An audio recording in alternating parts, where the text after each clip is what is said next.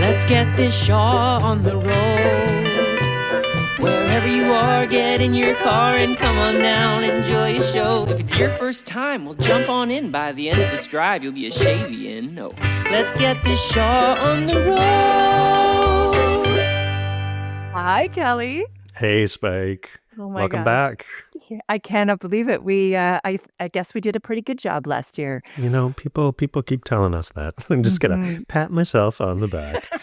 And you should. It's good to see you. It is good to see you too. It's really exciting. Just reflecting on last year, the feedback that we did receive, the emails, people stopping us in the streets, just sharing with us their joy and their intrigue with the people we were talking with and what they were able to learn from listening to this podcast. It was really inspiring. So I'm so thrilled that we get to come back and do it again. Yeah, I think one of the things that I have taken away from the feedback from the last season was that this is my parents' favorite podcast. Brandon and Christine Wong, they listen to every episode, so they're listening to this right now with eager ears. Hi, Mom and Dad. So yeah, but it has been pretty great to hear how people, whether they're involved with the show or whether they're coming to the show for the first time, how they're really appreciating pulling back the curtain and seeing how the sausage is made. And also quite grumpy when we had to go off the air for a bit because our season ended, as if that was our fault. When are you bringing it back? Where is my podcast? So for all of our dedicated listeners, we are here. We're so excited. And maybe for some new listeners, Kelly, who are you? Who am I? Oh, that's a bigger question than we have time for in this podcast. Who am I? I am Kelly Wong. I'm a Virgo. I was born in September. I have been here for, this is my 18th season. Lord. Which is ridiculous. I'm old enough to vote now. I'm an actor here. And as of late, I've also been doing a lot of this type of stuff. Digital content and digital production behind the scenes for the company. Who are you, Spike? Well, I'm half your age. This is my 9th season this year. I can't believe it. And my name is Alexis Milligan, but for those of you who may have heard of Spike Milligan, who was a wonderful comedic writer, political satirist, cartoonist, there was a writer in Britain named Spike Milligan. And because my last name is Milligan around here at the Shaw Festival, it has just become my nickname. So people around here call me Spike, and I am a movement director here at the Shaw Festival, which is a very unique and specialized role. Like, I really do count my blessings every day that there's a space, a place in the company for the job that I do, that there's a recognition for the value of this particular role in theater production. There are a few of us out there who get to do this as a permanent job, which is really exciting. And I also run and am the program director for the Theater of Medicine program, which is our partnership with the Royal College of Physicians and Surgeons, which is exciting. Which I'm sure we will go deep into later in the season, because there's a lot to talk about there. Yeah, we'll unpack that. So I am looking ahead, and I'm looking at this season ahead of us, Kelly. What is coming up? We had some ideas. We had some thoughts in our little break there. Maybe we can let people in on the scoop. Yeah, well, the great thing about this podcast is that we were given kind of a blank slate. Yeah, we were able to last year create what we thought would work, and we learned some things, and we figured out what worked, what didn't, and we're moving forward because of that. So essentially, if you listen to the podcast last season, it's going to be very familiar. A lot of the format is going to remain the same, but we're expanding on it a little bit. One of our big goals moving into season 2 was to introduce more people to our audience and show our audience how this place operates, what makes us tick. So last year we focused really on the productions themselves and people involved with those specific productions. This year we've added a segment where we are trying to get some more voices on here and meet more people who work for the company. Now this goes across all different facets. This might be, as you'll hear today, some musicians who play in the pit, or it might be people who are more on the technical side who don't often get the chance to speak about their roles here, to people in administration, all across the place here. So I'm really excited to introduce our audience to those folks. It is a mighty machine, and there are many parts that make this work here at the Shaw Festival. And what has been really exciting as we looked to that selection process, who are we going to talk to? You realize like all of the layers and all of the components that make this work possible, and that really highlights again a love and a standard for the work that we do here. There is such a deep recognition for the value of the work that we do within the context of our community and what we can all bring to that, which has been really exciting to engage with this season, I think. And we also decided to have a little fun. One of our new ideas as well for an additional segment is to have our trivia master, Neil Barkley, join us.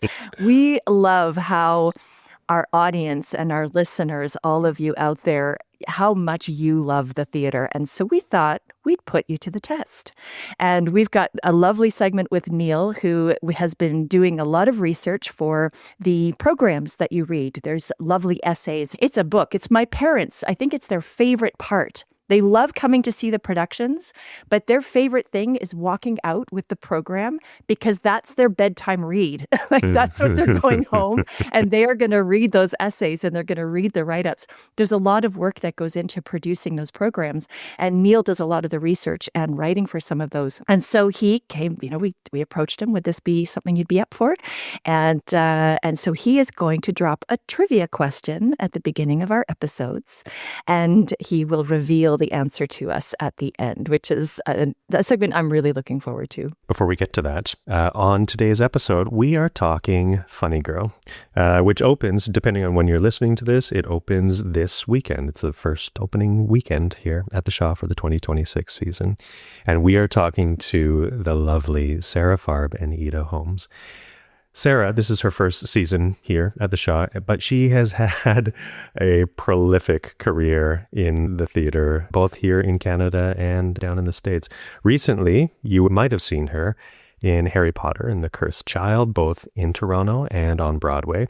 She spent 7 seasons at the Stratford Festival, including playing Rosalind, Juliet, Cordelia, and Jessica, as well as Anne Frank and Petra in Little Night Music. Her resume goes on. And the tremendous direction of Eda Holmes for this production of Funny Girl. We know Eda well here at the Shaw Festival. She has a long history here at the Shaw, from starting as an intern director, through being a director, through being the associate artist here at the Shaw.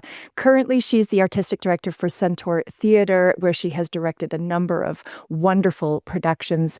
Here at the Shaw Festival, you may remember her production of Dracula, Grand Hotel, most recently, again, The Apple Cart and Tons of Money last season. And I am so thrilled to share with Eda a background in dance. And she started as a ballet dancer and had a prolific career in the ballet all over the world. And it's wonderful, again, to see an artist that transitions from dance into the theater like I have done myself. So I'm so thrilled. This combination, these powerhouse women with Eda and Sara, this is a conversation that I think will be very inspiring to listen to. Before we talk to Sara and Eda, though, we're going to meet Ross McIntyre and Tim Mulligan, 2 of our orchestra members, to hear what it's like to play in the pit at the Shaw Festival.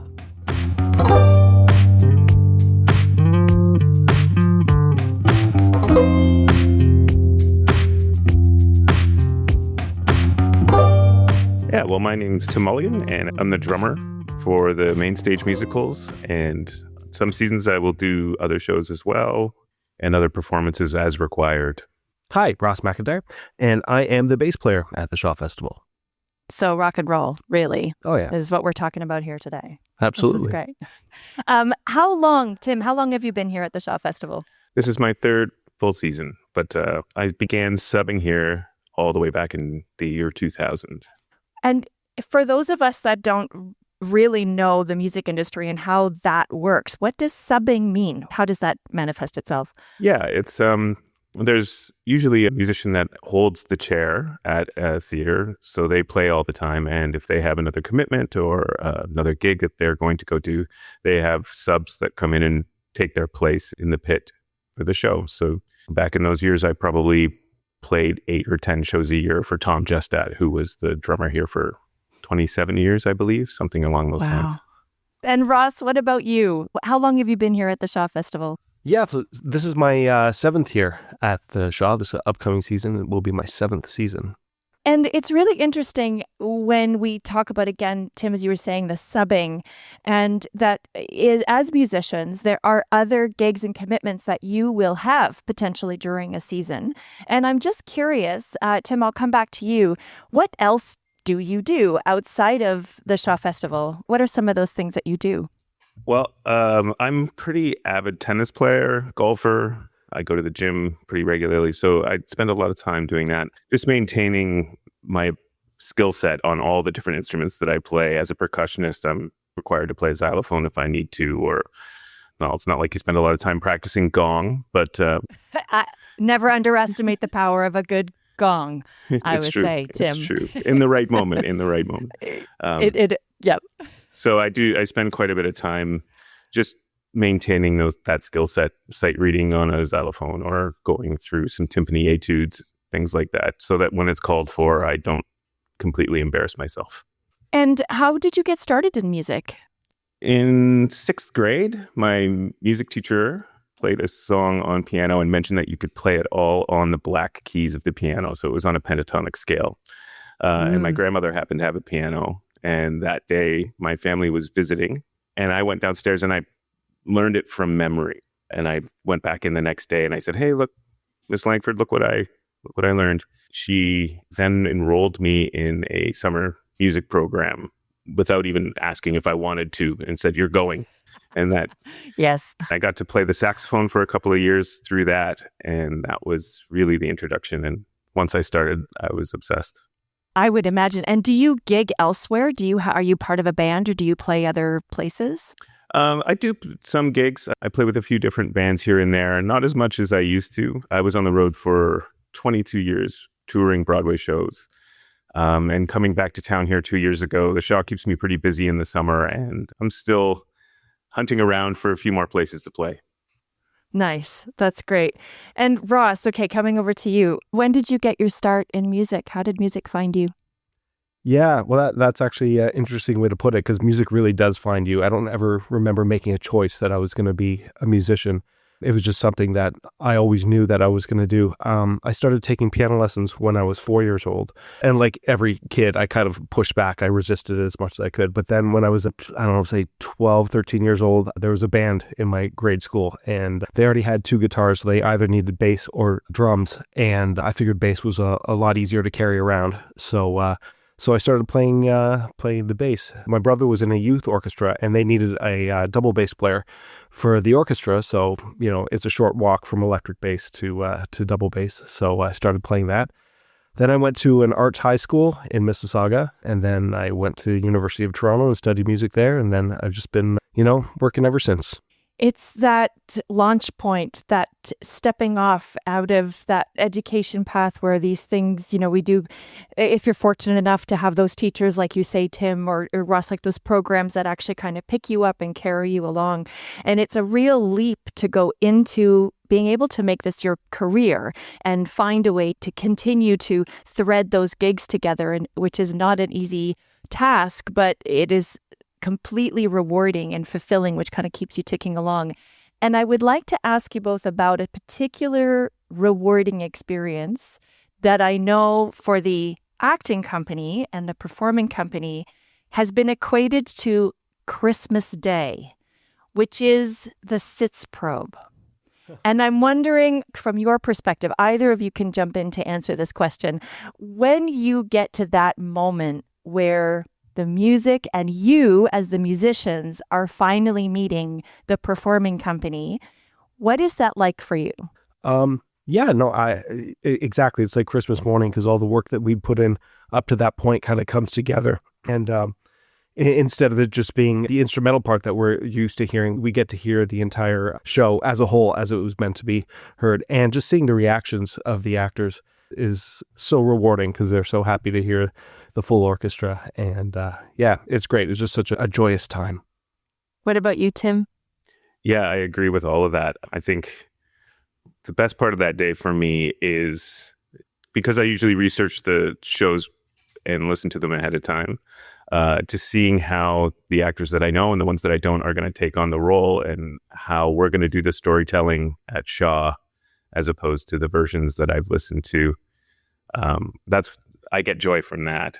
But it really is watching the reactions of the actors and the other people in the room after months of just hearing piano and then hearing the full orchestration and the feeling the music really come to life in a way that it can't until that moment. So it's pretty special.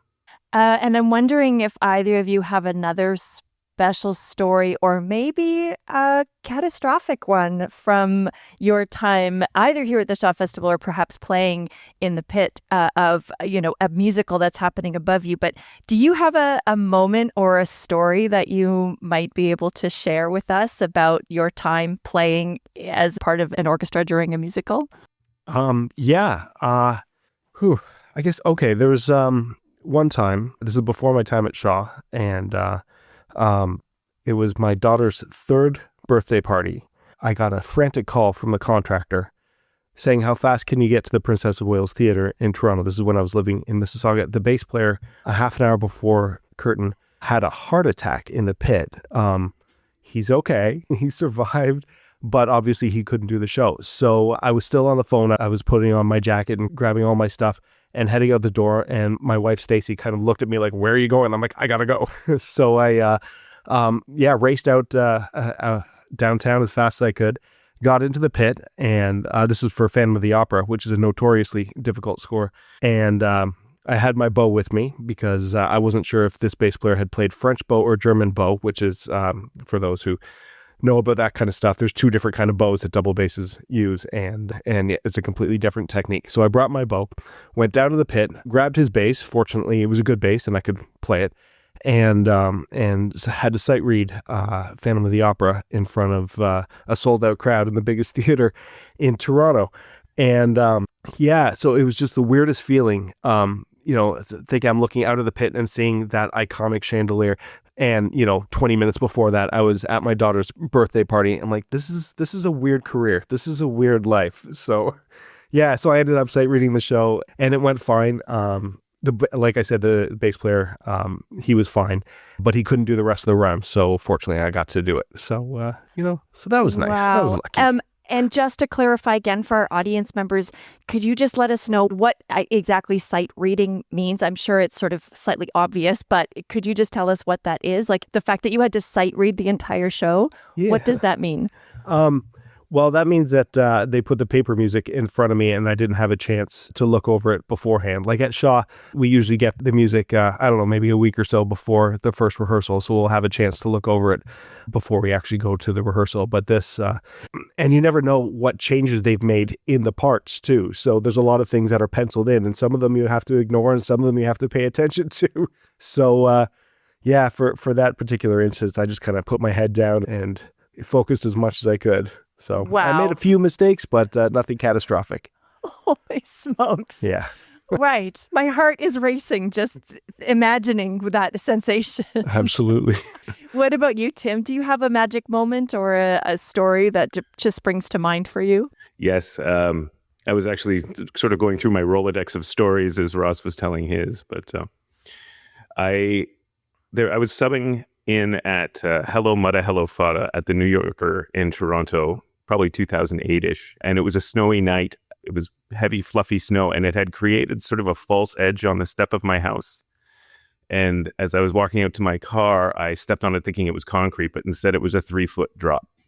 So I sprained my ankle really badly. I landed on the side of my foot, went over, just to add insult to injury. I hit my head on the bumper of my car. And I'm laying there in the snow, and I've got about an hour and 15 minutes to get from Rexdale down to the New Yorker Theatre and play this show with a badly sprained ankle. I'm going to try to give you the Reader's Digest version of the rest of this, but I ran in the house, got some elastic bands, tied them together, put some frozen peas on the spraying, went into my closet, got a golf club to use as a cane because I couldn't put any weight on it. And I threw it in my passenger seat and drove down. So to make a long story short, I told the stage manager what had happened. There was a usher that was quite a large man, and he carried me up to the stage and plopped me on the drum stool. And we zip tied my foot to the hi-hat stand so that I couldn't make my injury worse. But I think the highlight of the story for me was intermission, because everybody left and I hadn't had a chance to go to the restroom, which was in the basement. And I'm on the stage zip tied to my hi-hat stand, and I got to go. And this wardrobe lady came on stage, and I yelled at her, and she got a stagehand, and then they got the bouncer, and he carried me down that stairway with the audience all around. And then back up to the stage, they re-zip tied me in. It was memorable, to say the least. And it was a pretty bad sprain. I was off my feet for about a month after that. Oh my God. What we do for our art. What are we thinking? That's right. And yet the show must go on. Yet we still do these things. Wouldn't miss it, you know. Oh my gosh, that's great. I want to thank you both so much for coming on today. And again, for all of our listeners, when you walk into that festival theater to come and see Funny Girl, just make sure maybe before the show, before you have to take your seats or at the intermission, just wander all the way down to the front of that stage and have a little look, because there's a whole bunch of people like yourselves, Tim and Ross, who are doing a lot of amazing work that we just can't see because you are literally underneath the stage playing away. So I want to take some time to just really say thank you for all of your work, the work that you do to become such a big part of the productions that we have here, and also for coming on the podcast today. You're very welcome. Yeah, thank you so much for having us.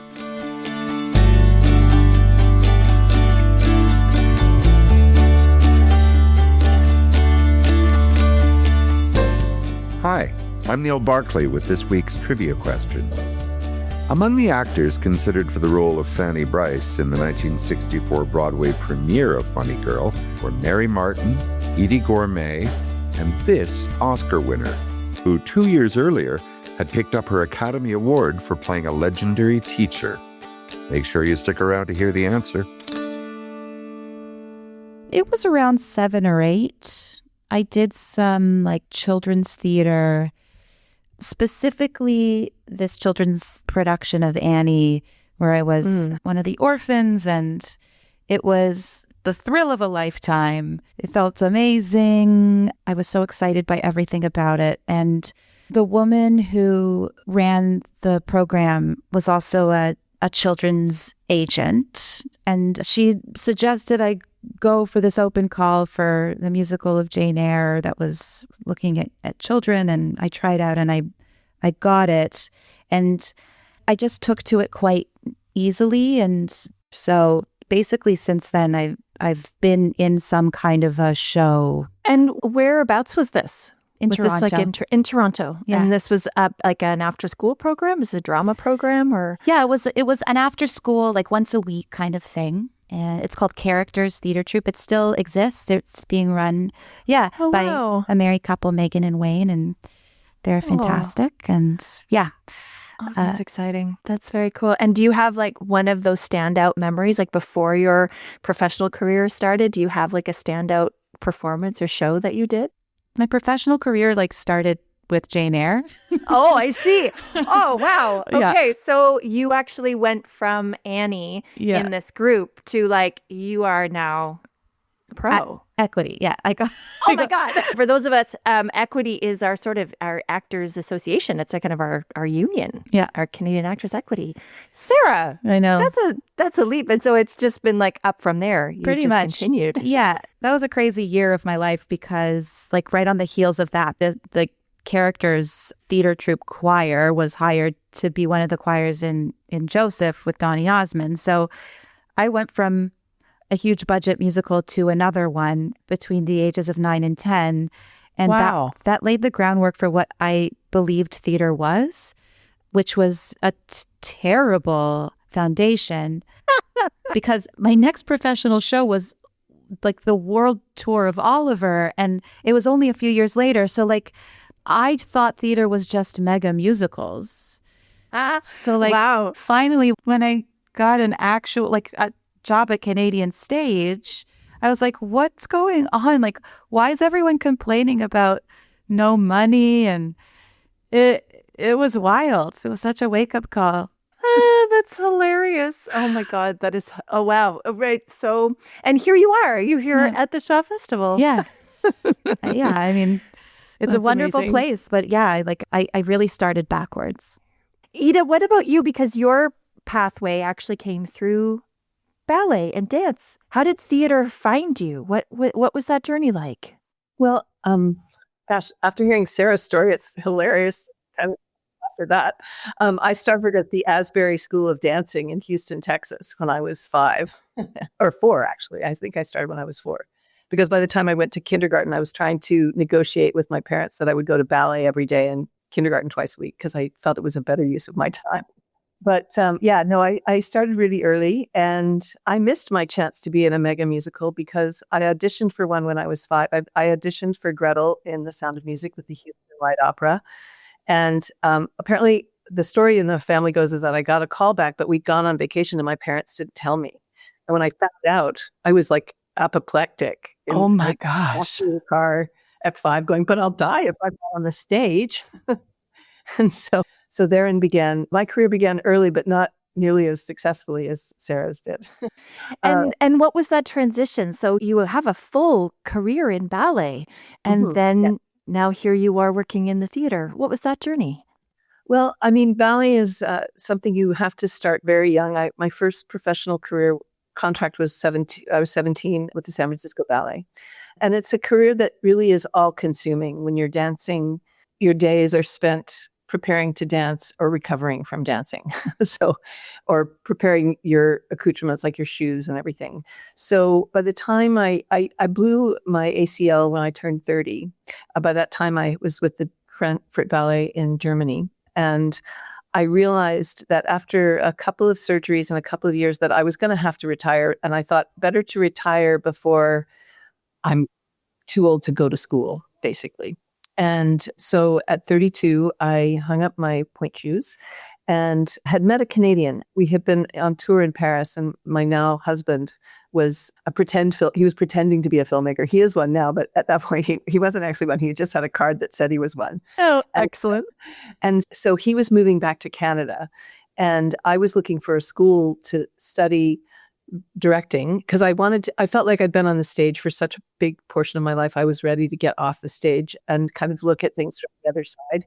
Also, I was really becoming interested in story, which in ballet is handled in such a sort of abstract and poetic way, but I was really curious about it in a more fundamental way. And I'd seen a production of Robert Lepage's Dragon Trilogy in London, and it was so inspiring to me the way that story and movement and visuals were combined. I thought, well, that's kind of, I'd love to do something like that. So Canada suddenly, between my husband, Tim, and Robert Lepage's work, I thought, Canada seems cool. And so I learned about the National Theatre School of Canada at that point, that they had a directing program. And because I was too old to apply for the acting, you can't apply for acting programs after 30, I learned. Or at least at that point you couldn't. That seems a bit judgy, isn't it? I think it's kind of economically smart. So I applied to the National Theatre School's directing program. And ironically, Chris Abraham and I ended up in the same class. No way. Yeah. Wow. So that was really fun. It was so thrilling. I mean, he was younger enough. I was old enough he could have been my son. But anyway, it was great to be with him, Danielle Irvine and Sarah Phillips. We were the quartet of that year. And so it was a really Sarah Phillips, who also works at the Shaw. That's right. Yes. Oh, my heavens. We just collect them. We just collect everyone. That's what we do. And then what was that out of the theater school? What was that first project? Or was there like a highlight moment as you were coming out of this directing program into the Canadian theater landscape? Ironically, the first thing I got to do, I got a grant to do some research on a story about Oskar Kokoschka. and he had commissioned a doll to be made in the image of Alma Mahler. I won't go into the full details of why. It's a very crazy European story, but I had kind of made friends with Raoul Beneja and Severn Thompson. So we created a collective and developed this wild play called Standing Female Nude about a woman, the doll maker, who made a doll of Alma Mahler for Oskar Kokoschka. And we premiered it at the Factory Theater. And it connected me. It was actually the very first connection I made to the Shaw Festival, because Neil Monroe's wife, Carol Galloway, had been our art teacher. And so I had actually talked to her a lot about that project. And she was really incredibly supportive and introduced me to Neil Monroe. And so it was through her that I actually became connected in any way to the Shaw Festival, and got my intern directing position here when I turned 40. So wow.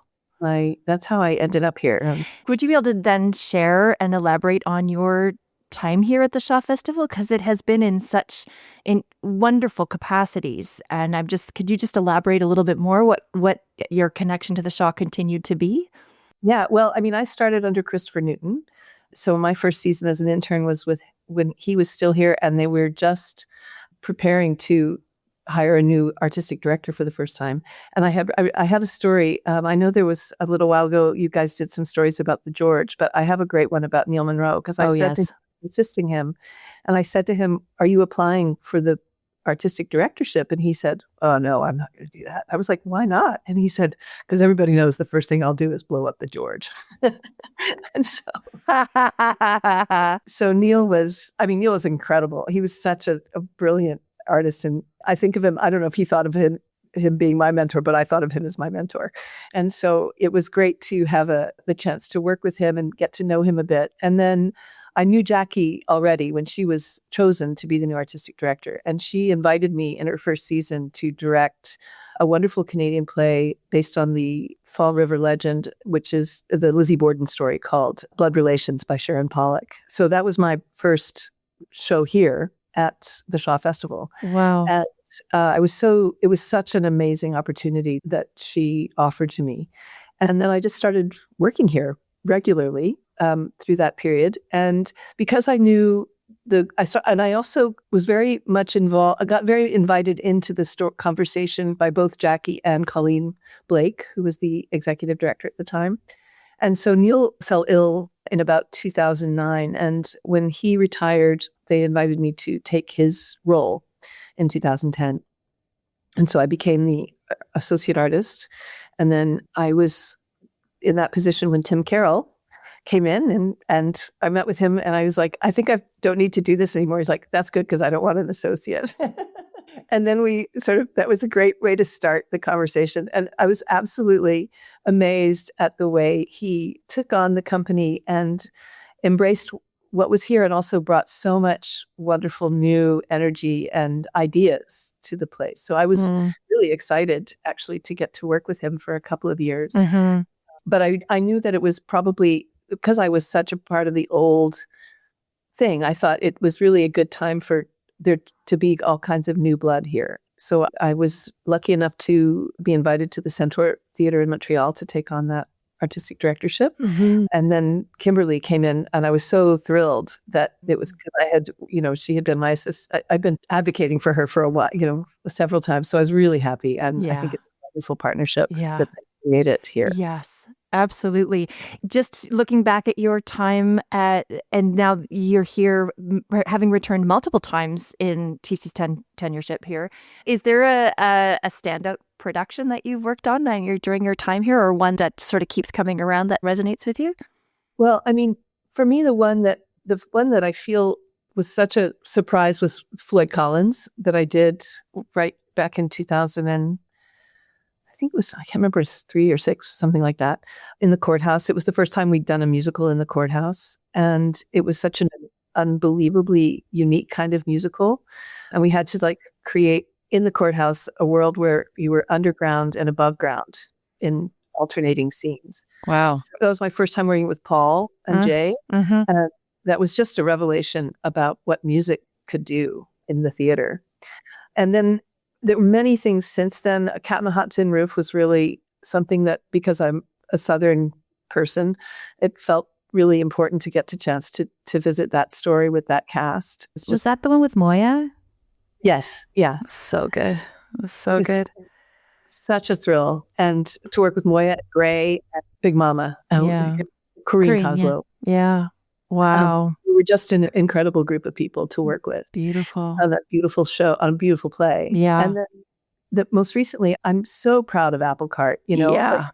I couldn't believe that we could take a play that seemed so impenetrable on the surface, Mhm. and with the unbelievable gift of Tom Rooney and the whole cast, and also getting to revisit relationships with artists like Kelly, like Graham Somerville, Marty, Mhm. all came in at the same time.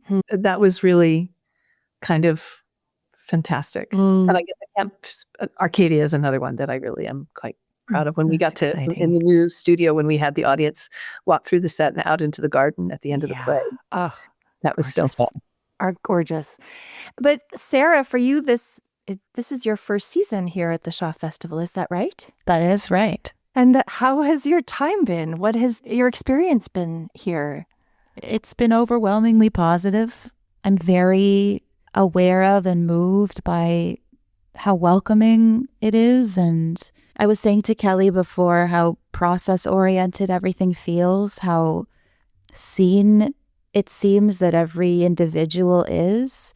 And it's such a warm and inviting environment. And now that the weather is improving, it's literally a warm environment. But to be in this part of the province when it starts to show off, and like I've visited in the summer, and it's no secret that this is a glorious place to be.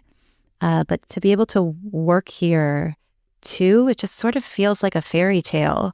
And to be doing a show that has sort of like loomed so large for such a long time to me, and it manifesting in like the gentlest and most sort of supportive way that I could hope for is just, I am continually reminding myself to enjoy this time, because these years just fly by, and it's so easy to get caught up in minor inconvenience, whatever, but it's like it's so obvious how enjoyable this is, and I'm already mourning the end. No, and you're only coming up to your second dress rehearsal. That's amazing. Yeah. So I'm wondering if, and either of you can jump in on this question, is the story of Funny Girl. I mean, Funny Girl sort of is one of these iconic, like one of the sort of big New York musicals, and there's a lot of that people may or actually may not know, as it was done recently and about 10 years ago or 5 years ago on Broadway. But what is the story of Funny Girl? And again, either of you can jump in, just for someone who may have heard of the title but not really sure of actually what it's about. Well, I'll start, and then Sarah, I'll let you talk from the inside. I'll talk from the outside. Sort of superficially, it's the story of this incredible performer named Fanny Brice, who was an iconic part of the cultural world of the United States from the teens well into the 50s, really, because her radio show, Baby Snooks, went into then. But it's just the beginning of her career, from her first big opportunity at a little, sort of vaudeville house, to becoming the lead of the Ziegfeld Follies. And parallel to that, her relationship with the love of her life, this complicated character named Nick Arnstein, who was, when she meets him, is a very successful gambler, but nobody stays a successful gambler their whole lives. And so it's her trajectory, where as her career builds, his story deteriorates, and it's the arc of their relationship.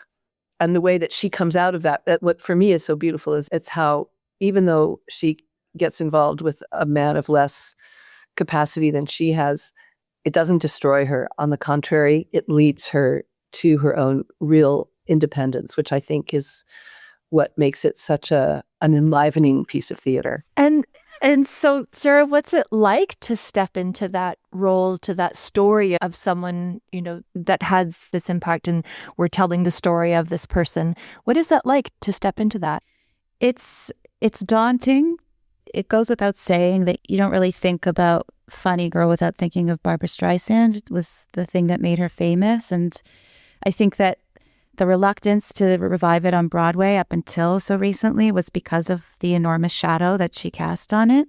I think in even her autobiography, like, people often conflate the stories of Fanny Brice and Barbra Streisand, and there are a lot of similarities, but she is sort of, to the general public, what Fanny Brice looks like. So that alone is enough for anybody with a brain in their head to just stay as far away as possible. And thankfully, I didn't grow up really being immersed in Funny Girl. My interests were in other musicals. So the size of it and the undertaking is sort of later in life for me. That said, I also have striven to approach this, and with the encouragement of Eda and really everybody in the room, as if it were a new piece of theater. So getting a sense of Fanny Brice, doing enough research that I stopped short of an impersonation and really just kind of let my instincts do the driving after a certain point. And with Paul Sportelli, who admittedly knows the cast recording very well, he grew up with it on repeat in his house. He's such a genius that for him even to approach it as a new piece of music, like, I think even the more he knows a score, the more inclined he is to see what it's like to approach it as if it's brand new. So all of that in tandem has really taken the curse off of it. It's not gone. It's like this giant shadow, I think, will always live, whether it's Fanny Brice or it's Barbra Streisand or even now Leah Michele. These are major influences on a role that, in fact, and a show that most people don't know well, don't know the story. And even to me, the show itself is quite different from the movie, and people know one or two of the songs very, very well, but the story of it is not as familiar. So it's a mixed bag. I'd say overall, I'm having a great time, but certainly like a role like this comes with a lot of landmines. And how have you worked together before? No. At all. So this is my first. This is such a gift for me. Same. I've been that's so sweet. I've been a big admirer of Sarah's for a long time. I wouldn't be here if Sarah wasn't here, because I really, to do this play, you have to have someone with not only the vocal capacity to sing it, which Sarah has in incredible, just a beautiful voice for the play, like it sits in the play beautifully, but she also has the dramatic ability as an actor to take us through this really complex personal journey that has to turn corners on a dime. And you need an actor who can actually do that. There's something, Patty Jameson, who's playing Mrs. Brice, said something early on that she said, in a play, you get a whole scene to parse a certain aspect of a story. In a musical, you get 5 lines.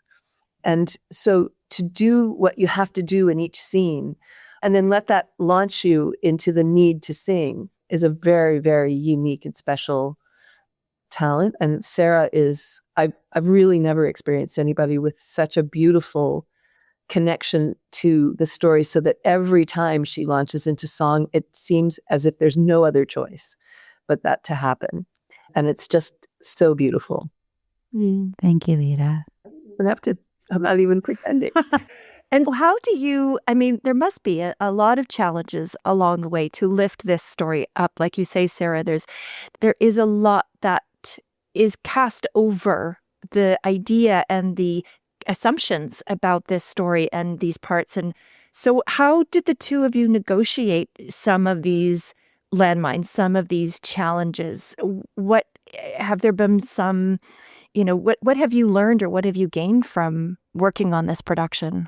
I really think that everyone's approach, being as if it were a new piece of theater, has paid off immensely. That's sort of been the vibe from the get-go in early conversations with Eda and with Paul, and the collaborative environment of the room. Eda insisting that the best idea wins, and that's really been the case. And Parker Essie, who's our amazing choreographer, the trifecta of Eda and Paul and Parker leading this room with such confidence in what each person can bring, but also trusting the material, I think has alleviated everybody of major expectations.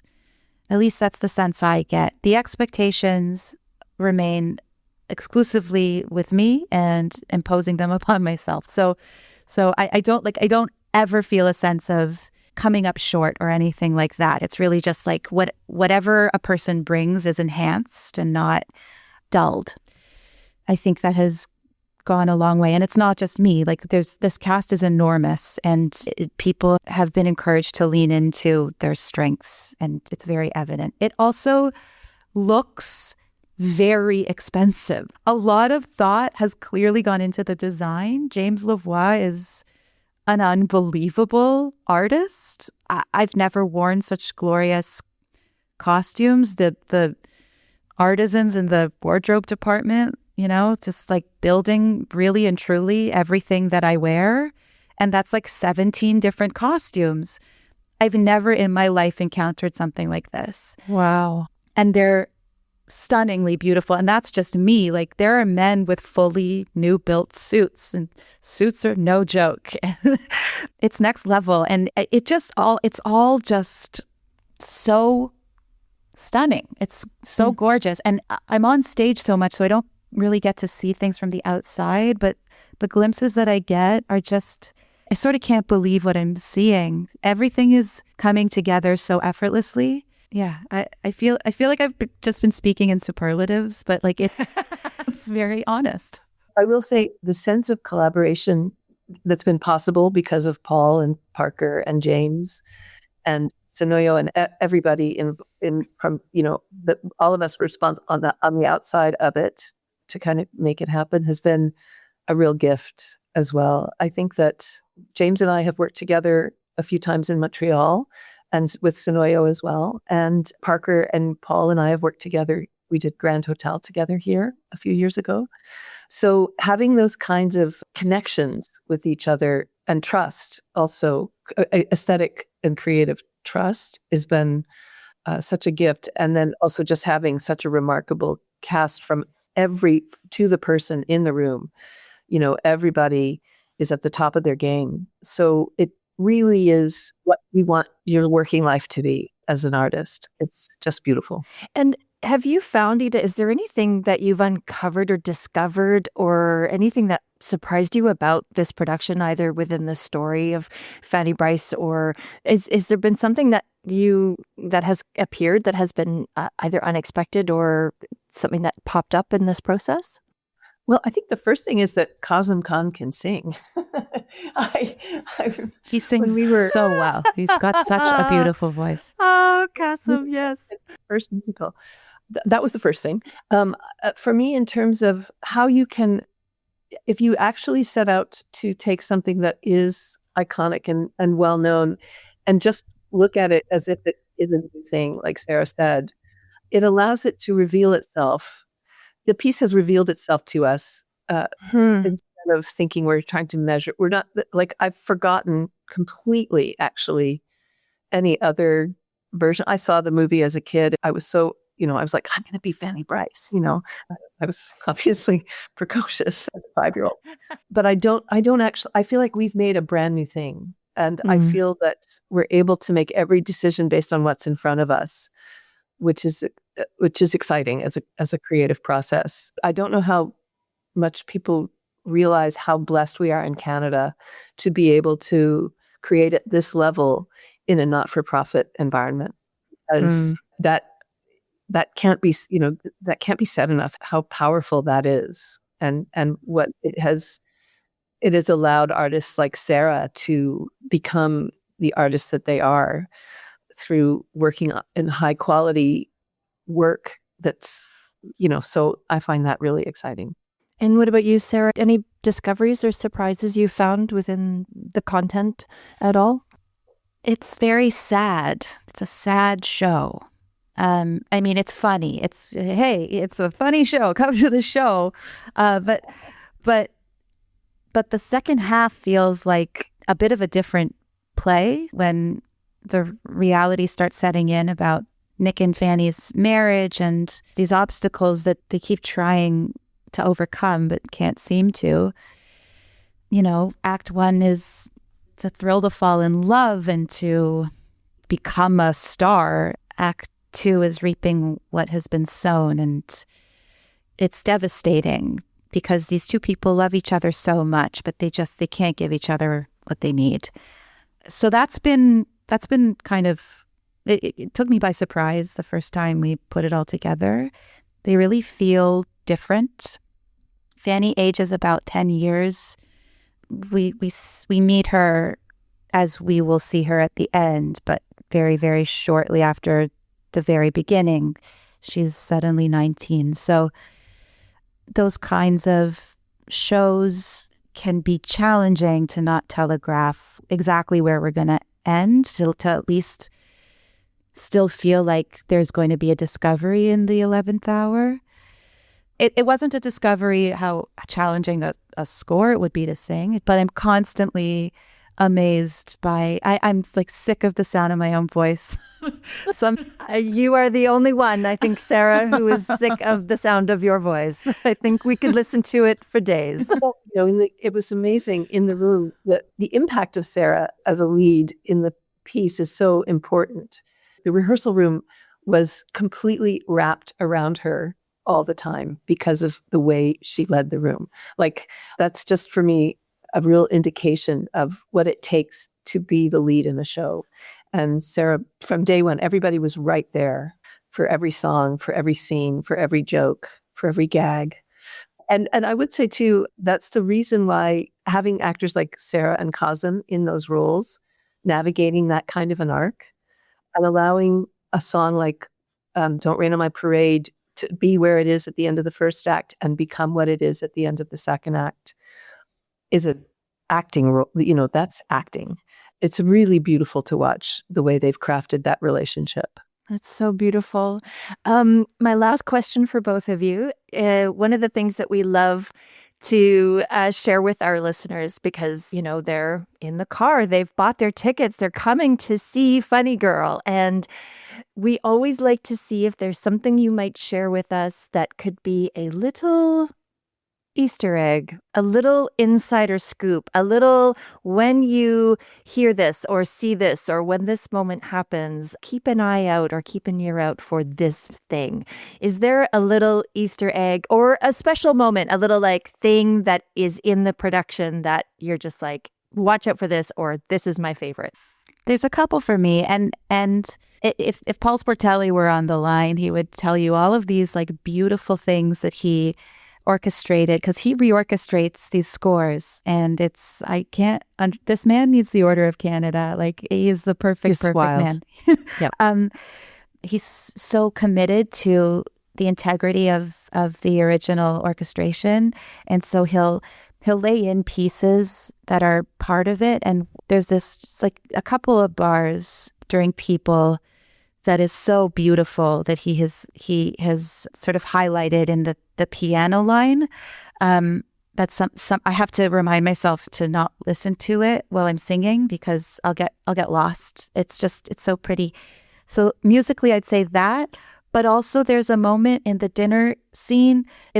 I'm really trying to be subtle because I don't want to upstage anybody, but I put something in my purse and I think it's a funny moment. So look out. We will watch for that moment. Eda, what about you? Wow, it's hard to pick a single thing. One of the little points I'm kind of proudest of staging wise is the transition in Rat-a-tat-tat in the second act when we kind of show the audience how you go from rehearsal to a production number that I think is kind of satisfying. It's so cool. It's so good. Awesome. Watch for the it's a little behind the scenes moment. Oh, fantastic. This has been such a wonderful and delightful conversation with both of you today. I'm so grateful that we've been able to find some time before your second dress rehearsal. It's so wild to think when we actually will listen to this at the end of May, you will be in previews and heading towards opening night. So we just wish you all the best with the first start of the previews. And thank you for joining me today. Thank you. What a blast.